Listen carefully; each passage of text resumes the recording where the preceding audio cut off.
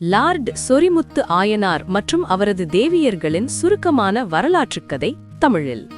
சொரிமுத்து ஆயனார் அல்லது பொன் சொரியும் முத்தியான் என்றும் அழைக்கப்படுபவர் தமிழ் இந்து பாரம்பரியத்தில் மிகவும் வலிமையான காவல் தெய்வமாக விளங்குபவர்.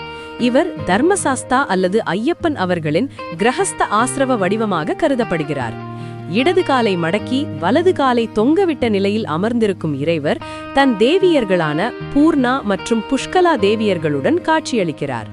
இத்தேவியர் செழிப்பு, அருள் மற்றும் திருமண வாழ்க்கையின் இணக்கத்தை குறிக்கின்றனர். இவர்கள் குடும்ப ஒற்றுமை, குழந்தை பாக்கியம், செழிப்பு ஆகியவற்றை வழங்குபவர்களாக வழிபடப்படுகின்றனர். வரலாற்று மற்றும் புராண கதை. இக்கோவிலின் வரலாறு 800 முதல் 1000 ஆண்டுகளுக்கு மேல் பழமையானது. புராண கதையின்படி சிவபெருமான் பார்வதி திருமணத்தின் போது பூமியின் சமநிலை குலைந்ததால் அகத்திய முனிவர் தெற்கு நோக்கிச் சென்று சிவலிங்கத்தை வழிபட்டார். பின்னர் அந்த லிங்கம் மணலில் புதைந்து பசுக்கள் பால் சொரிந்த இடத்தில் மீண்டும் கண்டுபிடிக்கப்பட்டது. அங்கு தோன்றிய தர்மசாஸ்தா சொரிமுத்து ஆயனார் ஆனார்.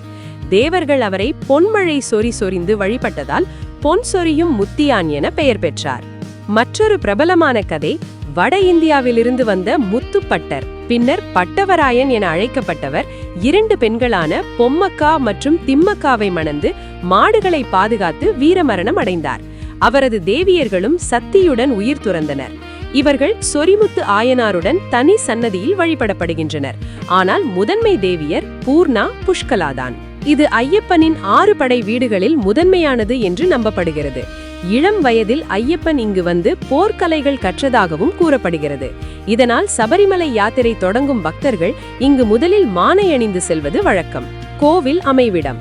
திருநெல்வேலி மாவட்டம் களக்காடு முண்டந்துறை புலிகள் காப்பகத்தில் பாபநாசம் அருகே தாமிரபரணி ஆற்றங்கரையில் அமைந்துள்ளது. சிங்கம்பட்டி ஜமீன்தார்களால் நிர்வகிக்கப்படுகிறது. காட்டு இயற்கைக்கு மத்தியில் அமைந்திருப்பதால் மிகவும் புனிதமான இடமாக விளங்குகிறது. அற்புதங்கள் மற்றும் அருள். செருப்பு அற்புதம்.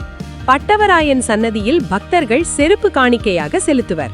காட்டில் மனித நடமாட்டம் இல்லா போதும் அடுத்த ஆண்டு அவை பயன்படுத்தப்பட்டு பழையதாக காணப்படும். இது தெய்வத்தின் காவல் சக்தியை காட்டுகிறது. மணி விழுங்கும் மரம், இழுப்பை மரம். பக்தர்கள் மணியை கட்டினால் அது மரத்தில் ஒட்டிக்கொண்டு அல்லது உள்ளே சென்றுவிடும். இது வேண்டுதல்கள் நிறைவேறுவதற்கான அடையாளம். பொன்மழை. அகத்தியர் தவம் செய்தபோது தேவர்கள் பொன் அபிஷேகம் செய்ததாகவும் இன்றும் சில இடங்களில் பொன் துகள்கள் கிடைப்பதாகவும் நம்பிக்கை. பாலம் புனரமைப்பு அற்புதம்.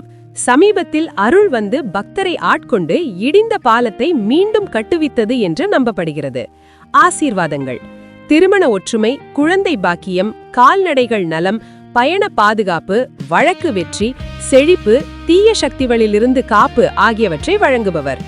ஆடி அமாவாசை திருவிழாவில் பூக்குழி, நெருப்பில் நடத்தல் போன்ற வைராகிய வழிபாடுகள் நடைபெறும். லட்சக்கணக்கான பக்தர்கள் வந்து வேண்டுதல்களை நிறைவேற்றுகின்றனர். இத்தலம் இயற்கை, பக்தி, பாரம்பரியம் இணைந்த அற்புத ஸ்தலமாகும். சொரிமுத்து ஆயனாரின் அருளால் எல்லா நன்மைகளும் கிடைக்கட்டும்.